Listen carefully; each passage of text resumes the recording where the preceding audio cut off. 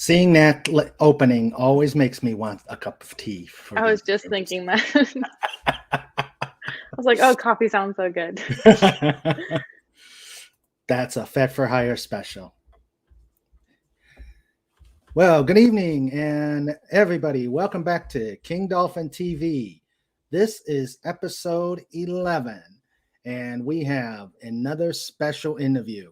As the title says, it's going to be all about bunnies. It's my pleasure to have one of the co-founders of the Bunny Trail, which is a bunny rescue in California. Before we give her our friendly King Dolphin TV welcome, let me shout out to our chats. So, the very first one, the very earliest one, the early bird catches the worm. Welcome to Legatus Legionii. He was here since Monday when I put it out there. We have Tyron Beard. We have John Rendell. We have Stellar Heather with carrots all ready to go. We have the ever popular Snortopoopus Cuber. We have Matt G. And I'd like to welcome you all. This is going to be a fun interview. And of course, cannot forget Sandra, my wrench, my other half, the brains behind the stream. So thanks again, hun, for everything you do. And I want to announce some great news. King Dolphin TV has over 100 subscribers. I'd like to thank you all. I feel so honored. I have such a great audience. I've got to celebrate it. I've got a contest, and we'll talk about it after the interview. Welcome, Carla Burton, to the chat. So, everybody, let's please give a big King Dolphin welcome to Beth Ambrosia, the co-founder of the Bunny Trail. Welcome, Beth. Well, thank you for having us. Yes, well, I'm looking forward to it. Excited. I'm excited too. It's always fun. And after the interview, we'll open the chat for questions. So hold off on your questions, and you'll have plenty of time to ask them. So, Beth, please tell us about yourself.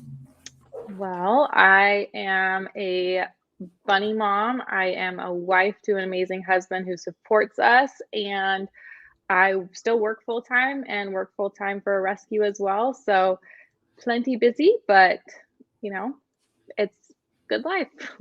Good. Yeah. And we all know your husband. He comes on the pop culture breakdown. Especially after this last week. Yes, Gary Ambrosia. Hail, Gary. Yep. Great guy. Yes. How long have you been doing the rescue?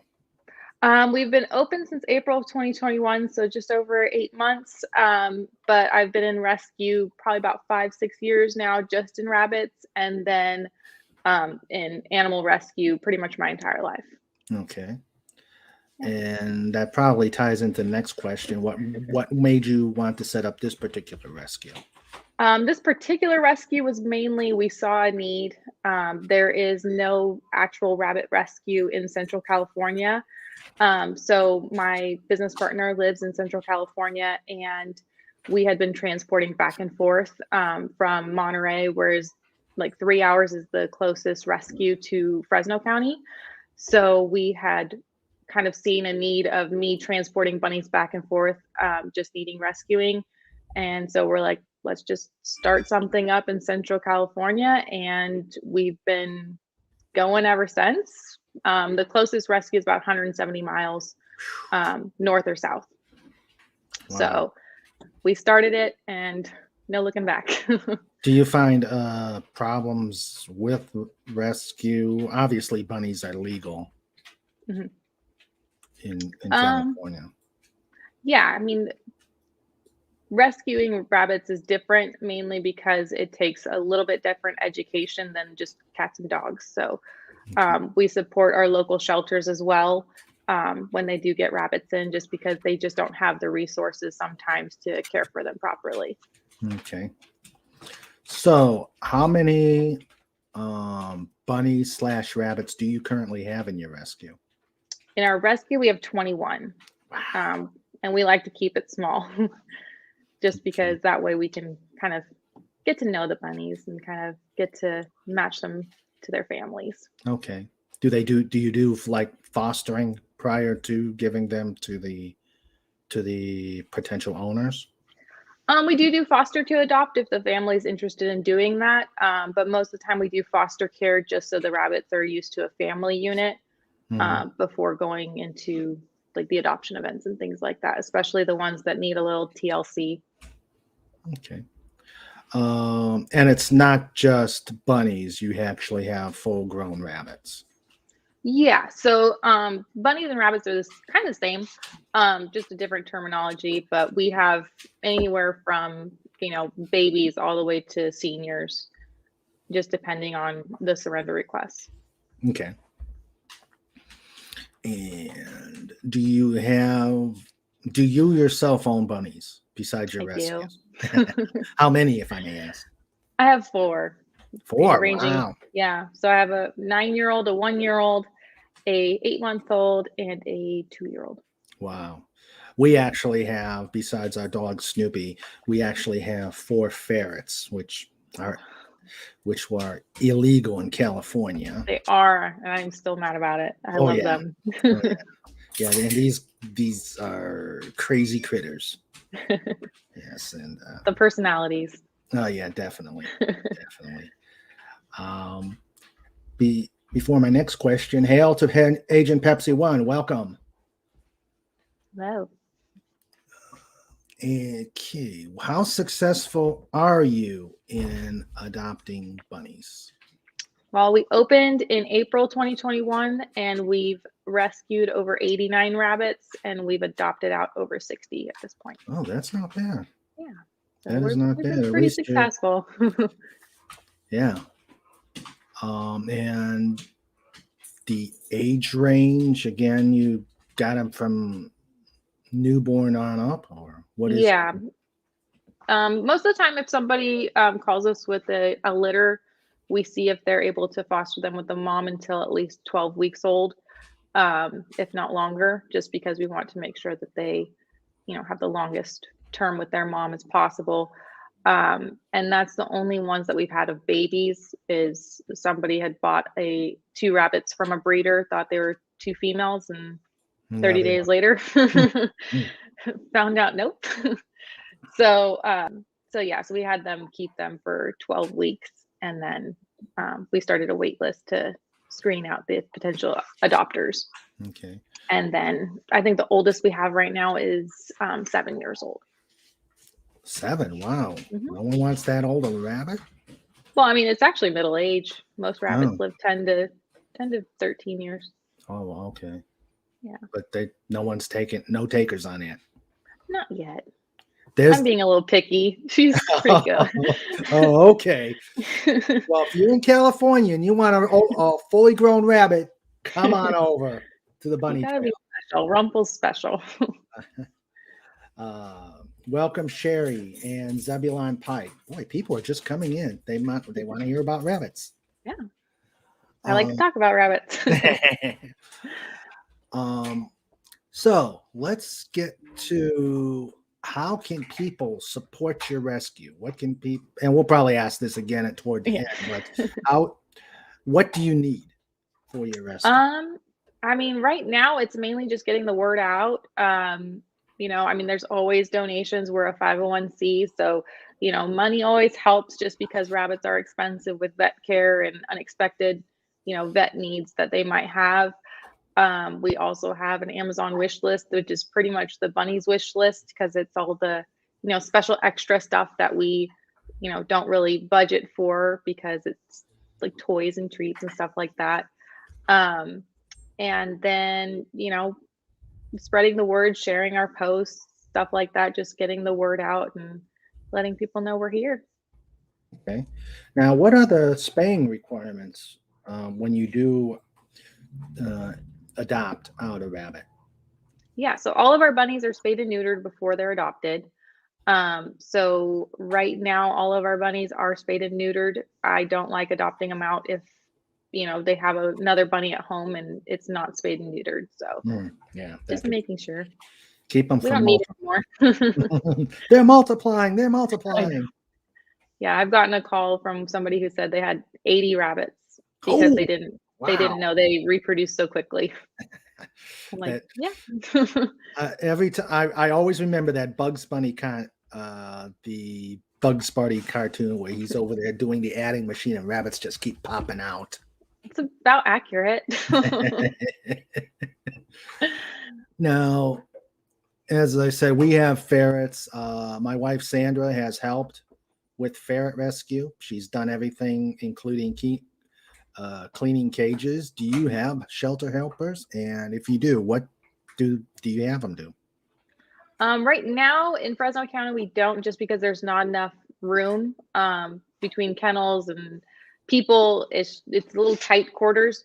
So right now we don't have room for help there, but we do keep that rescue smaller so that way it's a little easier to maintain. And then in Monterey County, I'm actually sitting in it right now. We did get a storefront for our adoption center and it's under construction. So once we have that done, we will have plenty of room for help. But we do have a need for kennel cleaners. It would be nice to get somebody who can transport back and forth to the vets if possible, in both Fresno and Monterey County. It's helpful. And then right now, foster care is kind of where we have the most supporters, because that just helps get the bunnies acclimated to a family life. A lot of them have never lived in a home. One of them we have right now was born and raised in a kill shelter, so he's really enjoying the couch. He's loving life. Give him a carrot, put him on a couch, Yeah. let him watch TV. Yeah, let him watch Bugs Bunny. What would you like other people to know about your rescue and rescues in general? Yeah, I mean, right now with rabbit rescues in general, all of us need help. I have a couple other ones that I am talking to, and everybody that I know of in California is at capacity and has stopped intakes because we just are flooded with surrender requests. We're flooded with, emergency hoarding situations. So a lot of them just need foster help. We need just getting the word out of just letting people know that rabbits are out there. They're amazing pets, and with the right education and the right support and resources, I say they're better than any other animal, but that's up for debate. Since you have limited capacity, is there an overpopulation problem Yes. where you're at?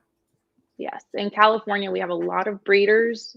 Nothing against breeders. It's just there are some that breed for the wrong reasons, and it's mainly money reasons. So they will breed them out and adopt them out as young as 4 weeks old, and that's too young. We've actually had 2 of them brought to us that were dead on arrival because they were too young to be away from mom. And so they're being sold at swap meets. They're being sold everywhere, and it's getting a little crazy. But we've been helping a lot of owners with spay and neuter help. They didn't know that bunnies can get spayed and neutered, and so that's where we're kind of trying to help as much as possible of education. Bunnies can get pregnant the same day they give birth, and they can hold up to 2 litters at once. So they breed pretty quickly. Well, Sandra's putting out all your links, so Thank you, Sandra. And she also says that there are some breeders that suck in going, being ferret owners, and we never went through breeders. We've always gotten our ferrets through rescues. So, Same. do you have is there chronic medical problems with bunnies? Because there are issues with ferrets that are bred, and yeah, I think the number one I see in like breeder brought in bunnies is malocclusion, which is where their teeth don't quite line up. So they need bunny braces, but they don't make those yet. And so with bunnies, their teeth constantly grow. So if they're not lined up properly, they don't grind properly. And I actually just took a bunny today. I did a wellness check on them because at their neuter, they said that they had malocclusion, and his teeth were overgrown again, almost to his nose. And so he just had to get a little teeth trim, and he's all good now. But that's the number one I see. Another one is we had one bunny who was overpopulated with bunnies, and he had some joint problems. There's other ones that are just very timid. They've never been handled by a human in the proper way. So a lot of times they're very cage aggressive. They're very territorial. They like their things. So it's just more of, what's the right word for it? They just need a little TLC, a little reassurance that humans are good. Yeah. Like I have one that's my personal bunny that she had that. Well, Sandra says that ferret breeders do the same thing. It leads to all sorts of problems when they don't love the animals that they bring into the world. Yeah. So the number one with rabbits is they've been scruffed. And that's one that's really hard to get them used to hands again, is when they've been scruffed on the back of the neck, and that's how they carry them around. And so that's one that it just causes a cage fear of a hand coming into the cage. And so it's just a matter of just slowly, I mean, my hands are completely ripped apart because I have one that I'm working with right now of just reassurance of, you know, a hand coming in can be bringing you a treat. A hand coming in could be giving you head scratches. It doesn't have to be aggression. Yeah. So it's just, I mean, that's the thing that I do to make sure that, you know, I red tag my bunnies if they have any type of cage aggression. So that way, you know, somebody else coming in, they don't put their hand in the kennel. I'll sacrifice my hands, but I don't want anybody else to. Yeah. I don't have that great of insurance. Yeah. Yeah. As I said, we don't have we've done nothing but rescues. My poor dog, when he saw me, he just came up the very first day. He came up, went right to my lap when we were integrating ourselves. But it's one of these, we think he was abused when he was a puppy, and because he cannot be around other dogs. And that's a shame. Yeah. And so we want a friend for him, but he just can't have him. So he can't have ferrets. Yeah. Okay. So what do you find the most rewarding about your rescue, and what is the most discouraging? I think the most rewarding is seeing those TLC bunnies living their best life with a new adopter. Getting those update photos, the update videos of them just flopped out in front of like a window or something and just sunbathing, or, you know, having a bunny that, you know, wouldn't let anybody near it when it first came here, sitting in somebody's lap, completely flopped out. Those are probably the most rewarding. Some of them make me cry because I'm just like, oh my gosh, like that's all the bunny ever wanted, was just a family of their own. I think the most discouraging is, I mean, we have cyber bullies. It's just, you have to have tough skin to be in the rescue world. But, you know, some days it gets a little harder than other days. And, you know, and then also some of the surrender requests coming in, you're just like, I just wish they were educated. That's pretty much our entire world, is just, if you're educated when you adopt a bunny and you're educated when you buy a bunny, it puts you both up for success. But most of the time people are shut down as soon as they hit the submit button on the surrender request. That's too bad. Plus, we want to save them all. So yeah, that's true. having to say no is really hard. Yeah. We found out about your rescue through Gary. Who else in your family supports you in the rescue function? Pretty much everyone. My mom and dad knew I would have a rescue one day. I mean, when I was little, my nickname was Miss Doolittle. I had animals following me home when I was, 5, 6 years old. That's how we got one of my first dogs, was it followed me home. So, I mean, growing up, they always knew I'd have a rescue in some capacity. So they're behind me 100%. They're always asking me, what's the new Bunnies? But yeah, so I mean, I have my parents, my brothers, all of my friends. I mean, they've been helping me and encouraging me along the way. So it's been good. Good. And how much of your day is taken up by your rescue? About, let's see, I work from 8 to 5, pretty much all the other hours. Yeah, I still work full time, so that takes up most of my day. But it's about 2 hours of cleaning in the morning, 2 hours after work, and then social media, QuickBooks, pretty much everything else is in between. Emails, phone calls, follow up. Okay, so it's a life. So it's Gary's in there somewhere, but so it's pretty much 24/7 outside of your normal work day. So yep, I pretty much have 2 full-time jobs. One pays for the bunnies and the other one takes care of the bunnies. And you mentioned education. What is the extent of the education that you provide to the public? Yeah, I mean, the number 1 is why to get a rabbit. The number 2 is why not to get a rabbit. Okay.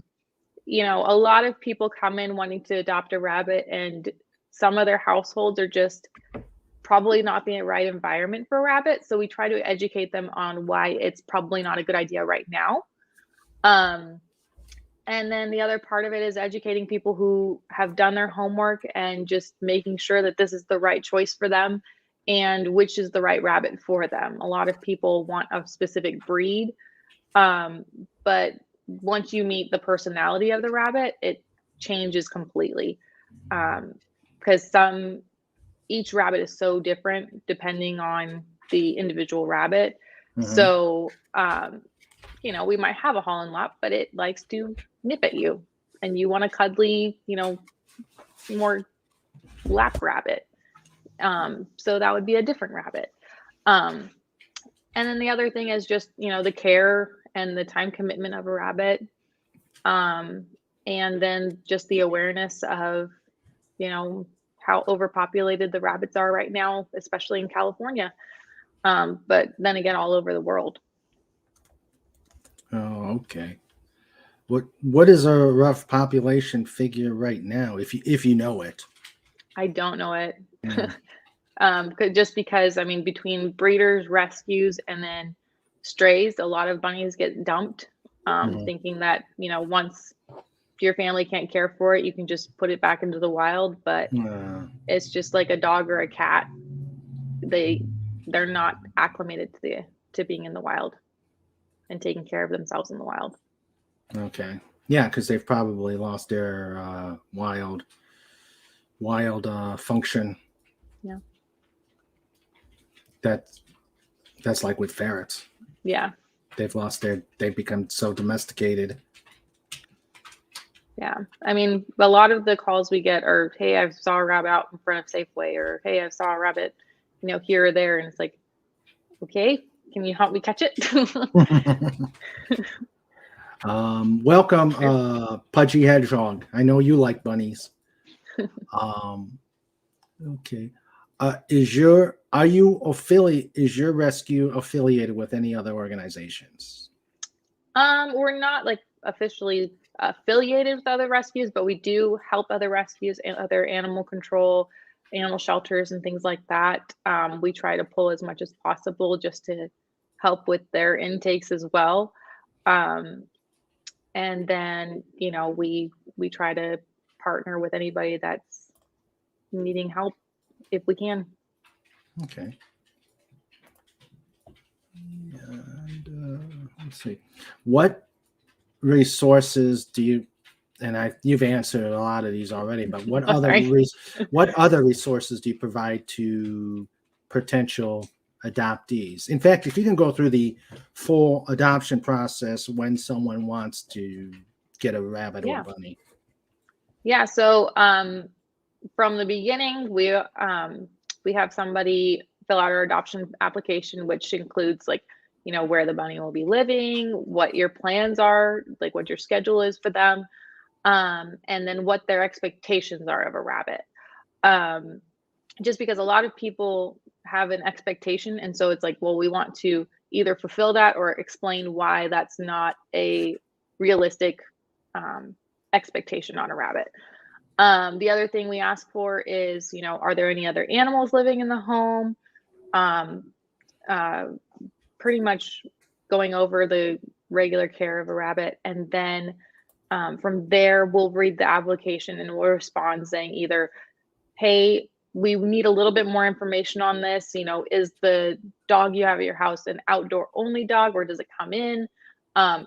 Is your dog experienced? That's the number one we get, is they have like a black lab or a large dog.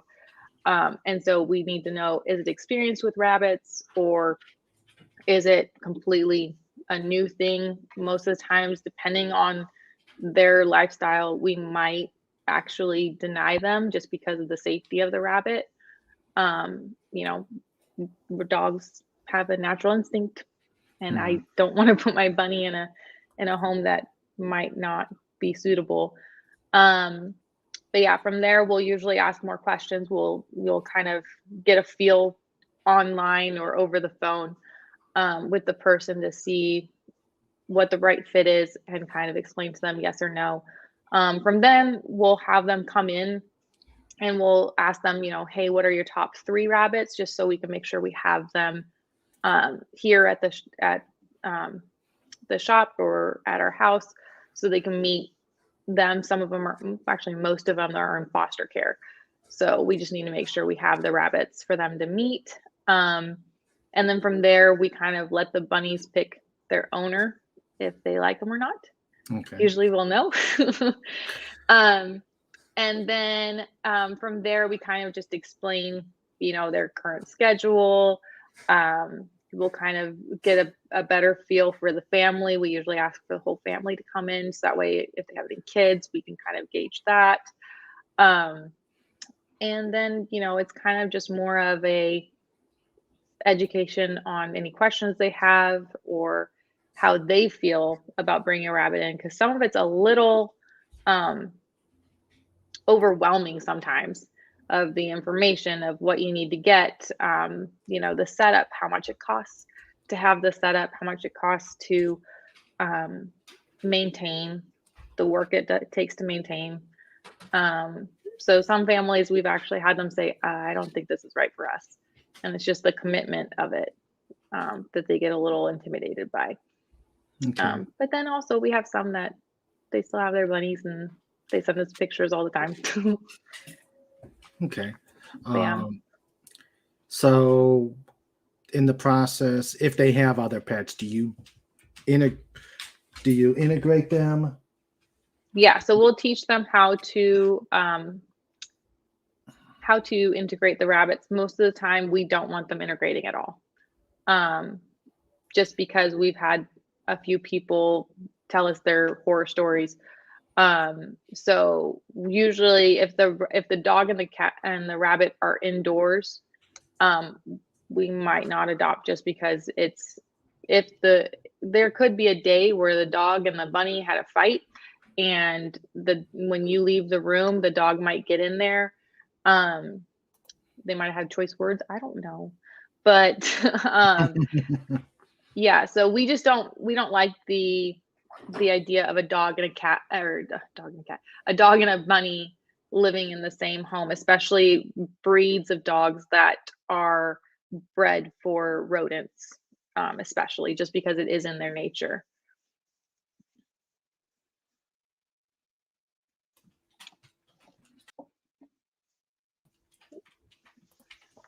Okay. Welcome, Rennie A. She's driving, but she's still driving around or listening to the chat. Okay, and we actually asked the question if whether you registered with Chewy, Amazon Smile, and you do other donation websites. Yeah, so Amazon Smile we don't qualify for yet, just because we're a private foundation versus a public. But we do want to get on there sometime. Then we have like our Amazon wish list. We do have Chewy and a Chewy wish list. We're also with Pet Food Express. Okay. Our local Pet Food Express gives all of our adopters 20% off. But we also have a website where if you order within 24 hours of clicking the link, they'll donate a portion of the sales. Oh, okay. Great. Yeah. Great. Well, shall we open to the chat, or do you have some interesting stories beforehand? I don't think so. I'm sure they'll ask. Okay. Well, let's start to the chat. And if you've got any bunny related questions, please feel free to ask them. And I will put a disclaimer, I am not a vet tech and I am not a veterinarian, so I can't give any medical advice, but I do have some experience. I can tell you to go to the vet. So you've got Facebook, you've got the Venmo. So, okay, chat. Let's see what's out there. Tyron Baird, our local curmudgeon, actually said he lives in Australia, and he says they have about 200 million rabbits. Are we that bad? Oh, geez. Yeah. I don't know, but that sounds like a whole lot of rabbits. And it looks like they do a lot of damage with the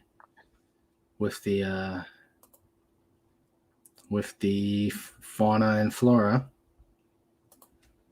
I'm pretty sure, I could be wrong, I'd have to Google it, but I'm 90% sure it was Australia where myxomatosis came from.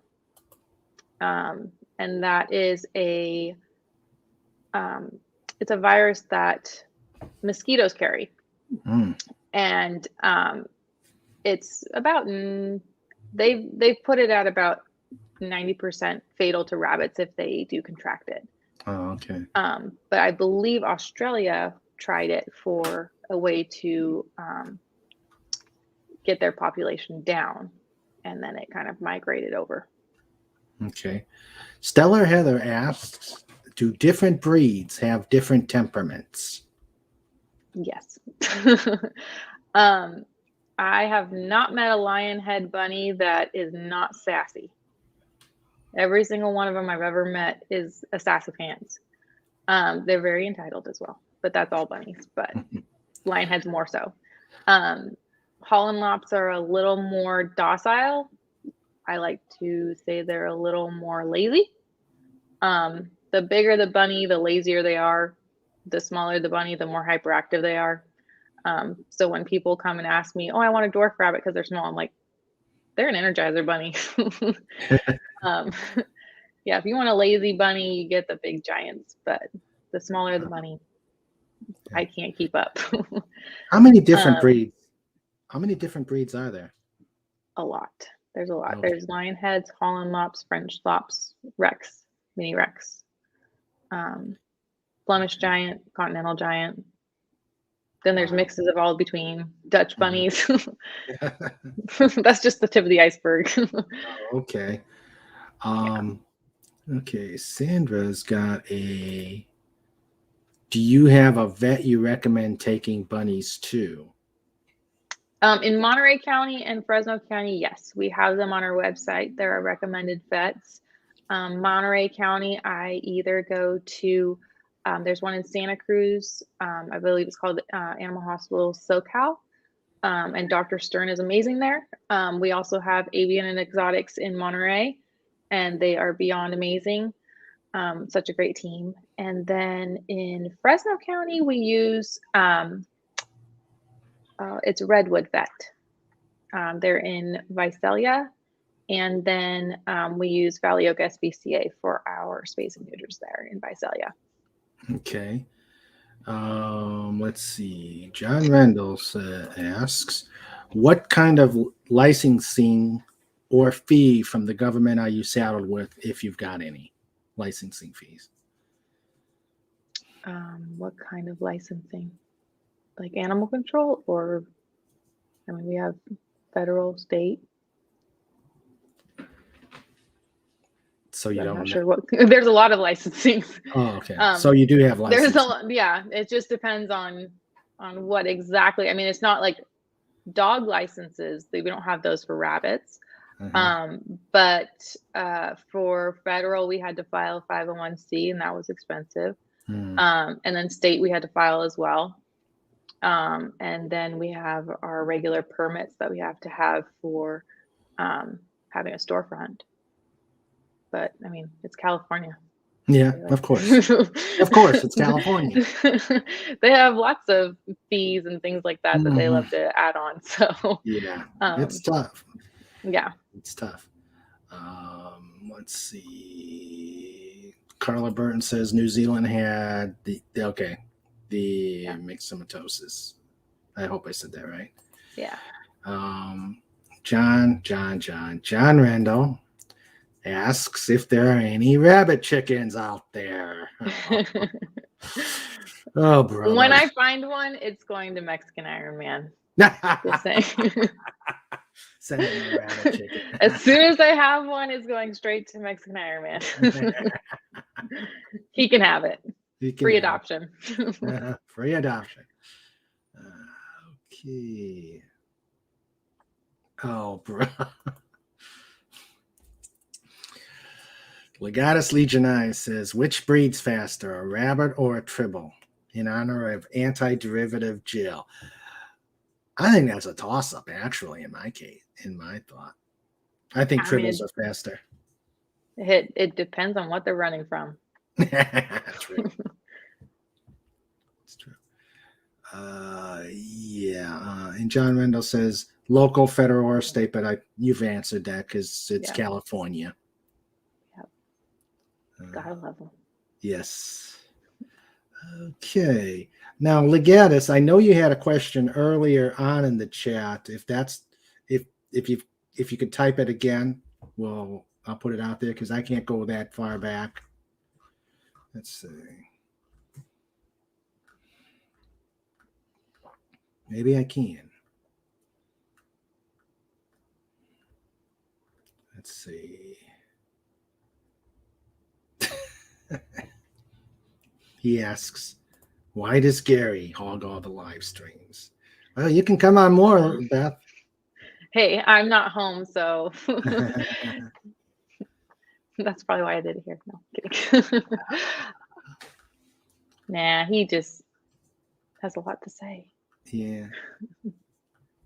Okay, I don't see any. Okay. Carla Burton asks, do you have this is a good question.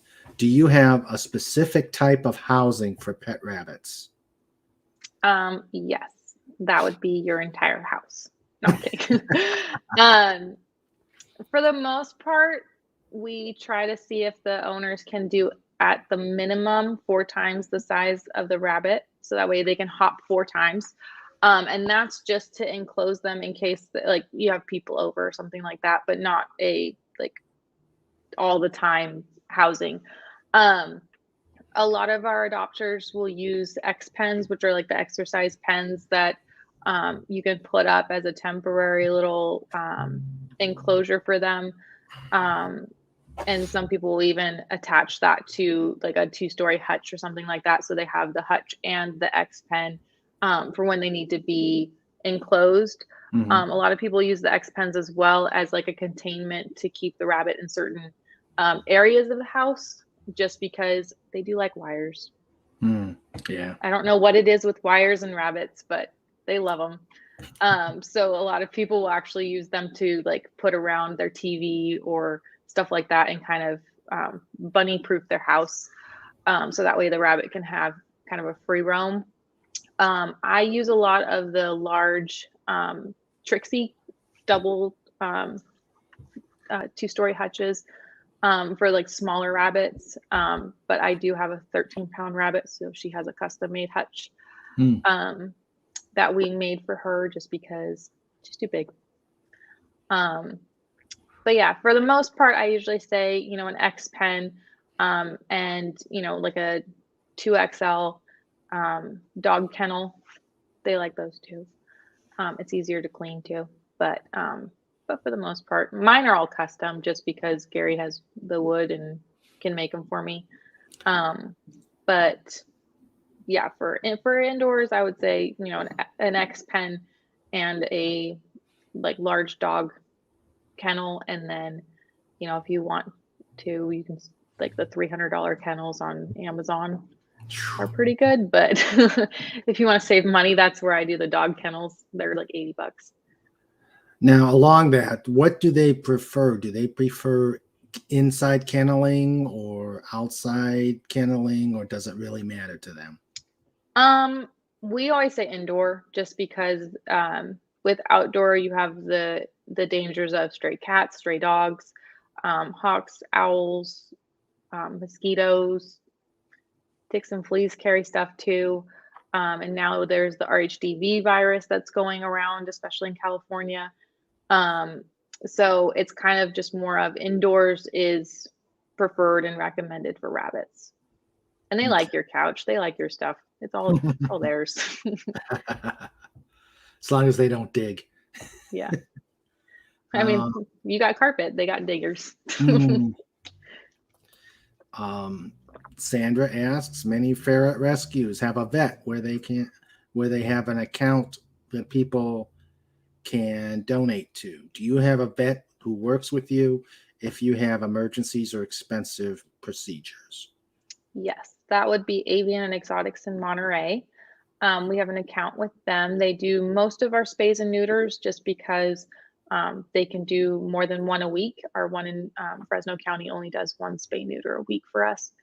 So we work more with Avian and Exotics. They're also a rabbit specified vet. So they are more knowledgeable in emergencies and procedures on rabbits. Okay. Yep. Let's see. And Carla Burton says, our rabbit is in an ex-chicken hutch at night in our yard in the daytime. Bird keeps eating the food. Case in point. Yep. And this is a good one from our favorite bear. Snorter Pooper says, speaking as a polar bear, how do rabbits handle the extremes of cold and heat? That's a very good question. By humans. So rabbits can really only stand between 55 degrees and 80 degrees, mainly because they their bodies are made to be burrowed. So if they don't have a burrow, then that's really where their body can naturally regulate the heat and the cold.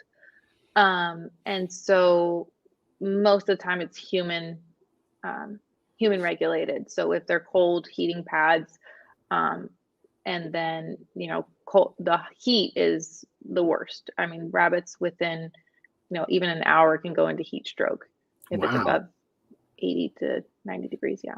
Wow. So it's kind of tough in California. And well, luckily in Monterey, the year round is about 65. So that's good. The bunnies love it. And tough up north. Very tough up north, unless you got snow and yeah. John Rendell says, my nephew had a bunny that kept getting inside the recliner chair. You got to make sure. Yeah, got to make sure they don't get into the mechanics of such things. They love mechanical stuff. Yeah. Yeah, we have to keep our ferrets away from the they have to keep out of the recliners. They dig in the couch, and they just like the burrow sense of a tunnel. And that's why when people are like, oh, they're destroying this or they're destroying that, I'm like, give them some enrichment toys. Most of the time they're just looking for an outlet. So, you know, they love the cat tunnels is what I use, is those they're like a nylon cloth expandable tunnels. Mine love them. They never come out of them. Then we have, you know, boxes and things like that for them to jump up on or in. So it's just a matter of giving them that outlet. Yeah, that's the same with our ferrets. But we gave them a whole room. We gave them one of our spare rooms, and they just have a blast. Let's see. Boy, we're getting a lot of rabbit stories. Our rabbit was super unfriendly until some dogs tried to break in our strong hutch, and now he lets us pet him, and he follows us around the garden. I guess dogs can be quite an incentive for rabbits. Yeah.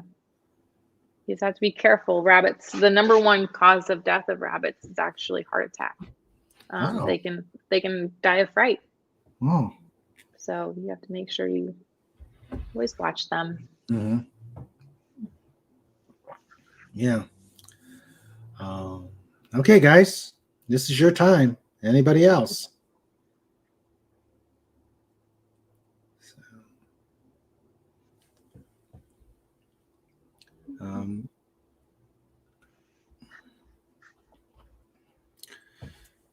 Now, this brings. I know this is probably. I'm not sure that this is a good question or not, but do you run into breeders or they breed the rabbits for food and it just goes south and you have to rescue them, or is that something you hardly see? It's actually more common than not. Yeah, we do have a lot of rabbit breeders who do meat rabbits and things like that, especially like FFA does that. Or not FFA, sorry, 4-H.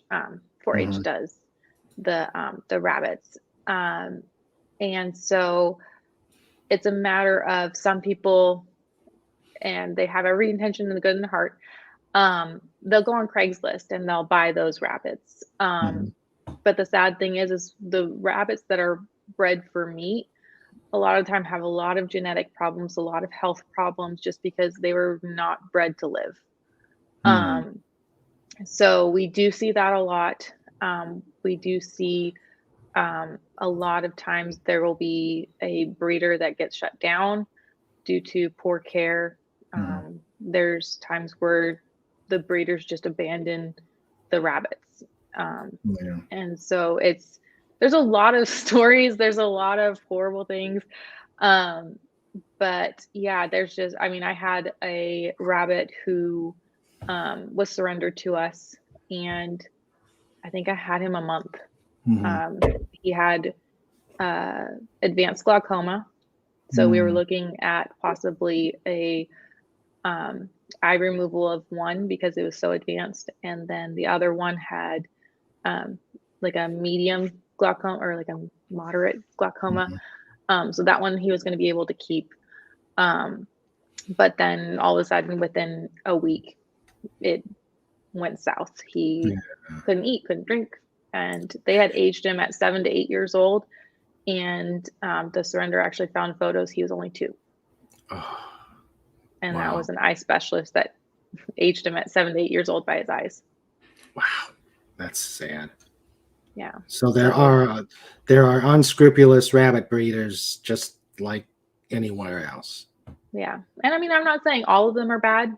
I'm not. It's just there are more bad ones than good ones that at least I've seen. Oh, okay. Carla Burton asks, what's the biggest health problem? I think you've answered it, but The most common is geostasis. That's the most common, which is just their intestines, depending on their diet, depending on, I mean, it depends on sometimes weather, it depends on environment, but their intestines stop working or they get a blockage. So that's the most common. In rabbits, it's the most expensive. The other one is Econiculi. It can be symptoms of like tilt head or different things, but that one can get costly. And that one's a parasite. And then ear infections, especially in the lop-eared bunnies.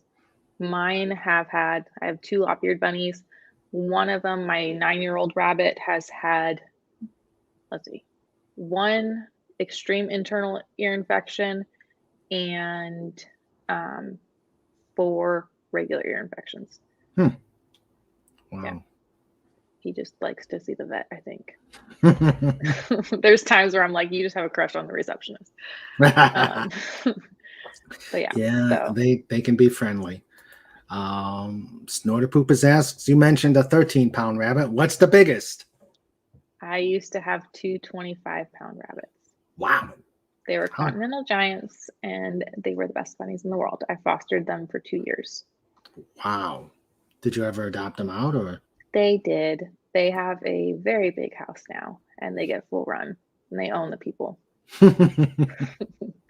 Yeah, those are my largest. They were about 22 to 25 pounds at full weight. Wow. Those are big rabbits. The ones I see in my backyard, I have a wilderness preserve, West Virginia. We have little bitty bunnies all over the place. Little cottontails. Cottontails. Little cottontails, yeah. They always can get away from Snoop. Speaking of diet, all jokes about bugs and its carrots aside, what is a good balanced diet for a rabbit? Yeah, so contrary to popular belief, carrots are not good for rabbits. They're actually very high in sugar, and rabbits can actually develop diabetes. So you want to make sure that their sugar content is lower. But 80% of their diet is hay. I give all of mine orchard grass. And then maybe a quarter cup of kibble a day, lots of water, and greens. Mine have kind of like a mix of veggies that I give them depending on what day of the week it is. So we have kale, we have romaine lettuce. Some days it's spinach, depending on the bunny. It is high in calcium, so you want to make sure to lower that. So some of the bunnies who need a little more calcium, I give them a little more spinach. And spring mix, things like that. But in kind of moderate quantities, depending on the size of the bunny. And then, they love banana chips. I don't know what it is with banana chips and bunnies, but they love them. So some of my bunnies, if they've been good, they get an extra banana chip. A banana chip. Yeah, I have not figured that one out yet. I'm like, rabbits are not native to a banana country, but like sounds like Petey, huh? Sounds like Petey, huh, Stella Heather?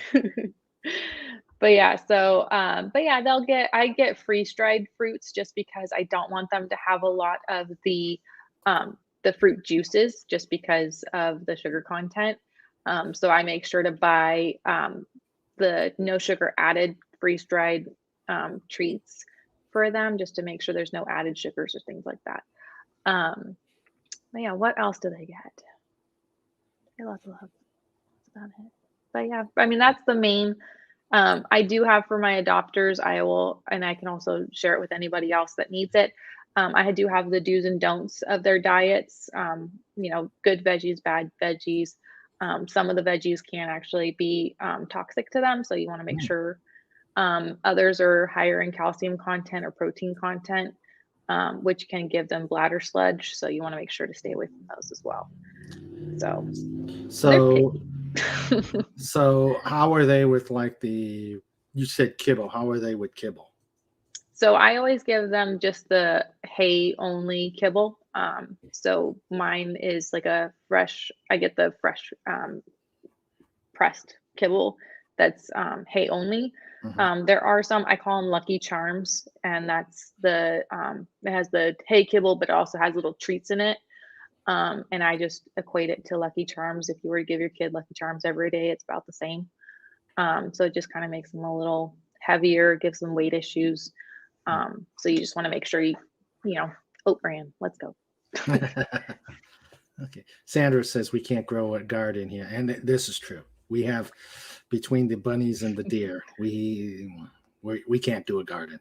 I had a garden, and then I have a 12-pound bunny. Well, I have two giant bunnies, but one of them decided to hop her little area and get into my garden, and I lost my kale plants. I'm very upset with her. I go out there and she's sitting there with a mouthful of kale, and I'm like, dude, I was growing that for you, but okay.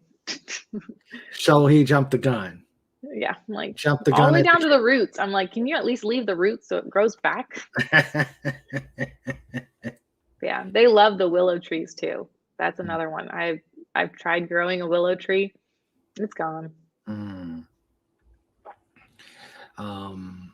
Let's see. Beth Arstead. Welcome, Beth. She asks, carrot greens. Do they eat those, or just? I've never tried. Oh, the tops of the carrots? Yeah, the stalks. Oh yeah, yeah. I get those actually from like farmers markets and different grocery stores because they cut the tops off for their customers. So I ask them to hold them for me, and I give them to the bunnies. Okay. Let's see. Boy, we're getting a lot of good questions around here. Carla asks, what shorter seeds do they eat? Because our rabbit food has black seeds. I don't usually give my bunny seeds just because sometimes the seed casings can perforate their intestines. At least that's what I've been told. So I usually don't do seed mix in mine. I do know some people do put like oats and like sunflower seeds in there. But the oats are actually not great for the bunny's diet. And then the seeds, yeah, I'm not sure. My vet got mad at me one time and scolded me for having a treat in their kennel that had seeds in it. And she told me not to do any more seeds. Oh, okay. I got in trouble. But yeah, I do. If you're gonna do a kibble, for across the board, Oxbow makes a great adult rabbit kibble that's Timothy hay only, and that pretty much just encourages the bunnies to eat more hay. So what that does is the rabbit's teeth are constantly growing, so you actually want them to eat more hay because that helps them with grinding their teeth and helps them naturally grind their teeth down and wear them. So that way you don't have to get them trimmed.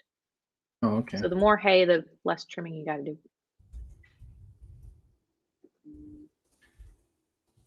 Hello to Andy Masterson. And again, hello again to Stella Heather. I'm not sure if I caught her at the beginning. Let's see. Do they get shots such as distemper and rabies for any bunny specific diseases? So the only vaccine right now pretty much available to rabbits is the RHDV. And then I also just found out about the RHDV plus. I am talking to my vet about getting the RHDV plus. So that's really the only shots right now, or the vaccines right now, at least in California, that are available to rabbits. The RHDV plus, I'm told, actually covers myxomatosis as well as the RHDV. The RHDV is a respiratory virus that just kind of popped up in the last 2 years, and that is 99% fatal to rabbits. We actually had someone we know lose 3 rabbits within a week to the virus. Yeah, so it's carried by touch. So like say you go out on a walk in the woods and there's a wild rabbit that has RHDV, you bring it into your house on your shoes or your hands. And some rabbits actually don't have any symptoms, and it's kind of like a sudden death. So it's gross. I don't like it. I'm like, no, her bunnies don't need it. But yeah, so a lot of people have been trying to get the RHDV vaccine into their areas. So we were lucky enough to get it in Northern California. And then we have a couple vaccine clinics that are coming to Central California now that we've kind of proven that we have a need there. And then the RHDV Plus is one that I'm still looking into. And I'm waiting for my vet to get back to me on if she recommends it.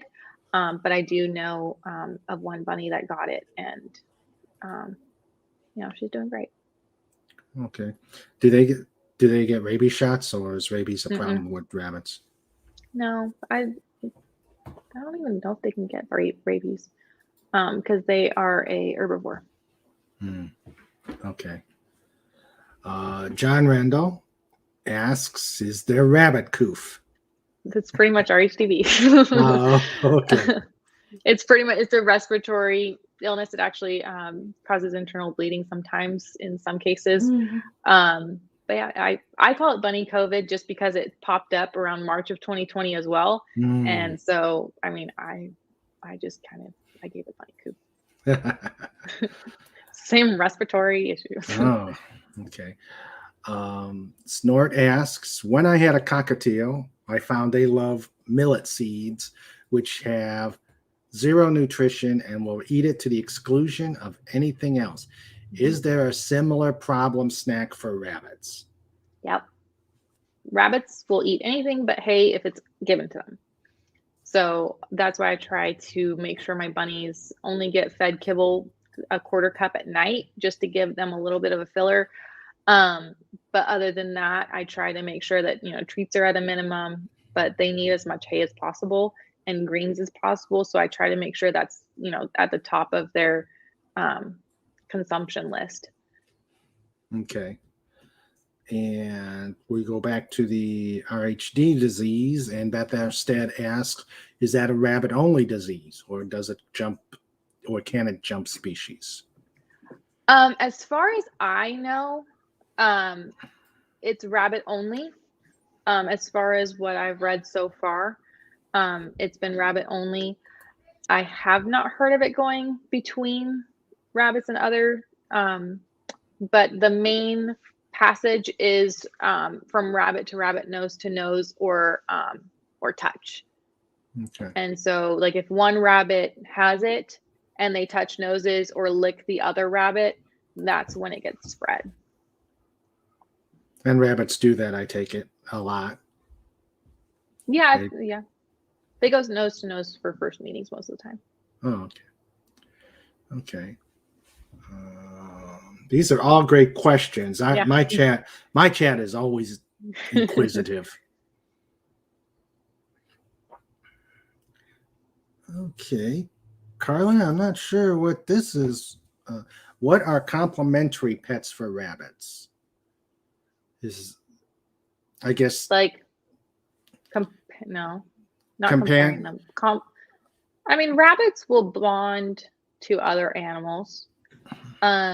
Rabbit to rabbit is a tough bond. Rabbits to rabbits, you have to go through a whole bonding process because they will kill the other one if they're not bonded properly. Oh, wow. So it's mainly territorial. Rabbits are like a very territorial natured animal. So you're going from colony to colony. So it's kind of hard to bond if the rabbits are not accepting of the other.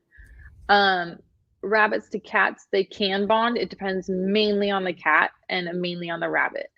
I've seen many cases where the cats are scared of the bunnies completely. Yeah. So like the rabbit will hop and the cat will like completely jump the other way. They're just like, no. So cats don't like, or cats are afraid of bunnies. Some want to kill them. Some want to snuggle them. Some don't know their own size, but they want to love them. So it's just mainly a slow bonding process with rabbits to any other animals. One of our adopters has a rabbit and bearded dragon. They're very curious of each other, but that's about it. So it kind of just depends, mainly on the rabbit, mainly on the other animal. But yeah, I mean, cats and rabbits, I've seen it happen. Cats or rabbits and smaller dogs, I've seen it happen. I have seen one rabbit with larger dogs, but it's mainly because the other dogs are glorified rugs. So it really all depends case by case. But the main complementary pet for a rabbit or pet to rabbit is rabbit to rabbit. Just because once they're bonded, it's so cute. They fall in love.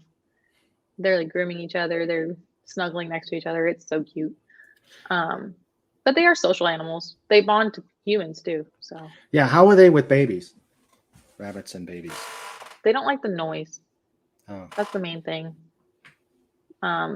Rabbits are very sensitive hearing. So they're not a huge fan. Toddlers to rabbits, most of the time I don't recommend, just because they're so fragile. And so some kids get really rough with them just because they don't have that motor skill of, like, I shouldn't squeeze this. So, or they get overexcited too quickly and they don't know how to control it. So under 5, I get a little weary, but then there's I have one little volunteer who's, 2 years old and loves to I always say just one finger. And so she'll scratch their head. And so she's a good little listener, but yeah, so it's okay. Depends, but. Okay. Well, yeah, glorified rugs. I like that. Let's see. Anybody else? Any questions out there? No. Let's see. I can't. God, these bots. I guess I've made the big time. I'm being invaded by bots.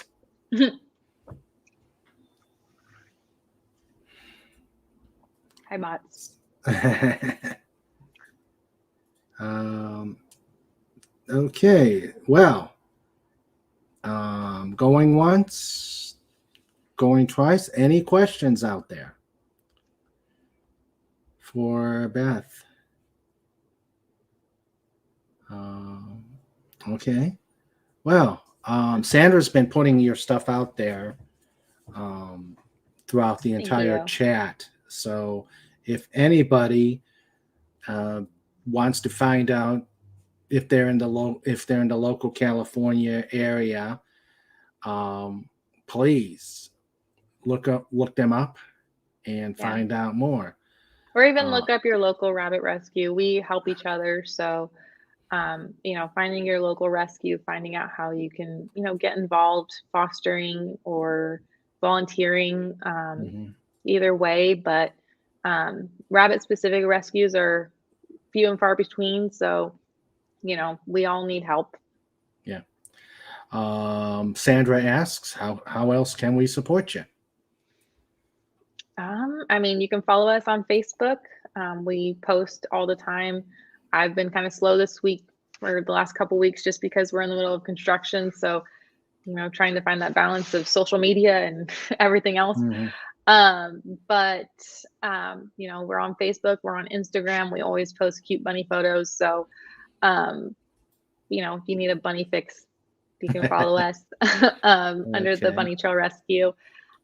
We can always use support. We are 501c, so we're tax deductible. At the end of the year, in case you need someplace to put some money, we'll take it. And then Amazon wish list. Most of those are the Bunnies wishes. Some of them are ours. But we can always use treats. We can always use toys. And then if you're ever in California and want to come meet some bunnies, you can come. Yeah. We'll put you to work. And I hope you really liked the Splash logo page we did. I love it. Vet for Hire did an outstanding job. Amazing job. Yes, please. I love all the bunnies. Yes, yeah, the bunnies are cute. It kind of looks like my bunny room. Yeah, they're looking at our logos and being curious. So yes, I'm like, that one looks like Scar. That one looks like Babs. Well, hail Vet for Hire. Thank you for that. Yeah. Thank you for that. And Beth, thank you for coming. Thanks for having us anytime. Glad to do it. Anytime you want to come on and talk more about bunnies, let me know. Yeah, I'm always up for talking about bunnies. They're so intricate. There's you can go down the rabbit hole of bunny information. It's never ending. Yeah, and multiplies just like bunnies do. It does. So again, thank you very much. And before we go, I've got show notes for the rest of the year. Next week, between the holidays, will be the return of Wendy Webb. She's got all sorts of fun stories, and it will be a fun time to have her come on and relate stories with us. It was great the last time we had her, and we look forward to having her again. On January 5th, KR Companion will come on and discuss his book on Knight Rider. January 8th, Andy Masterson will be on a special Saturday stream, and he'll show us some of his creations. Since this is a creators channel, I'm looking forward to having creators come on and show off your wares. We'll have a lot of fun the beginning of the year. Now, contest. You've all wanted to hear it. I've been holding off until we got the 100 subscribers where we did it, so I gotta put up or shut up. What we'll do is we're gonna hold a raffle. This is gonna celebrate our King Dolphin TV going over 100 subscribers. I am now at 107. Hopefully it's going to grow some more. Thank you all. Please pass the word out. If you'd like to enter, please send an email. Sandra will put the email address out there. And so send me an email saying you want to do join in the raffle. The deadline will be the end of the year, and I'll announce winners on the stream on the 5th. The grand prize will be autographed copies of my two books, All's Fair and Peacemaker. Autographed copy. You need them. You want them. A substitute. If you have the two books already, it will be either a cup or a shirt with Dolphin Wars logos on them. And the second prize will be autographed copies of my first book, All's Fair. And the substitute prize will be an autographed copy of Peacemaker. So this is going to be a fun raffle. We got prizes galore, and please send me emails, and I will do the drawing before the 5th and announce then. So before we go, let me say goodnight to everybody. Good night, Carla Burton. Good night, Tyron. Good night, Snorter Poopus. He says, take care, every human, hedgehog, ferret, tribble, and rabbit. Good night, Renier. Good night, John Rendell. Let's see. Good night, Pudgy Hedgehog. Good night, Stella Heather. Good night, Beth Arstead. Good night, Renier. Hope you ride. Hope now that you're home, you can relax. Good night, Beth Arstead. Fet for Hire has artwork all over Bending in Victoria, Australia. Hail, Fet for Hire. Good night, John Rendell. Snorter Pooper says, this old bear learned a lot of things tonight about rabbits. That's what we want to do on this channel. Educate people. We're show culture and educate people. Let's see. Good night, Stella Heather. Good night, John Rendell. Good night, Legatus Legionai. Let's see. Going through. Good night, Andy Masterson. Look forward to our stream on the 5th. And that's looks like I caught everybody. I want to make sure I don't miss anybody. Again, good night, Stella Heather. Thank you for coming on, helping out. Pudgy was tossing, playing bunny toss with the rabbits. Give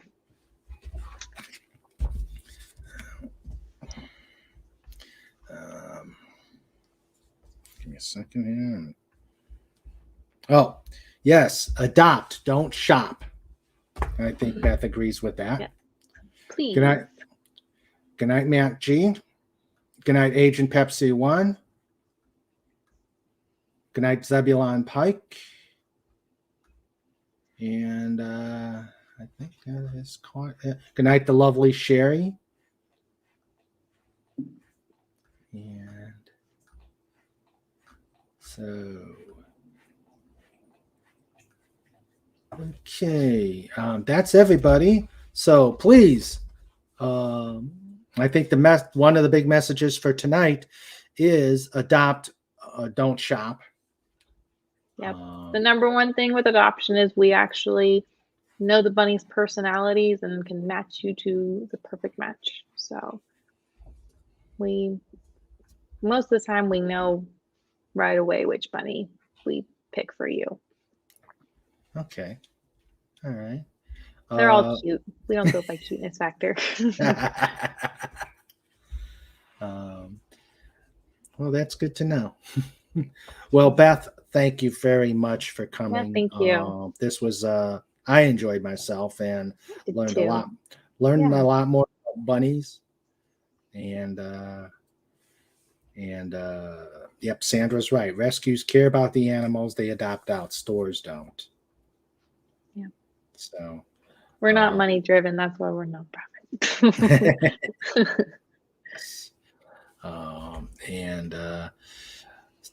I would like to give a special thank you to my wife, my number one wrench, my better half, the one who gives me a lot of support on doing this channel and my writing. Thank you, Sandra, for everything you do. Love you.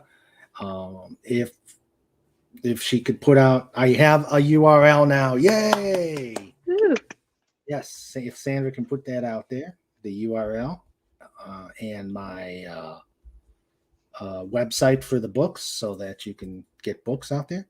It's still, you have 5 days, you have 3 days till Christmas. You still have time to get books. Get books, people. But we'd like to wish you a Merry Christmas and everybody be safe. Enjoy your family and just have a good evening. And we'll see you on the 29th for our pre-New Year's chat with Wendy Webb. So have a good night. Merry Christmas. Good night, all. Thank you. And let's continue to make some waves.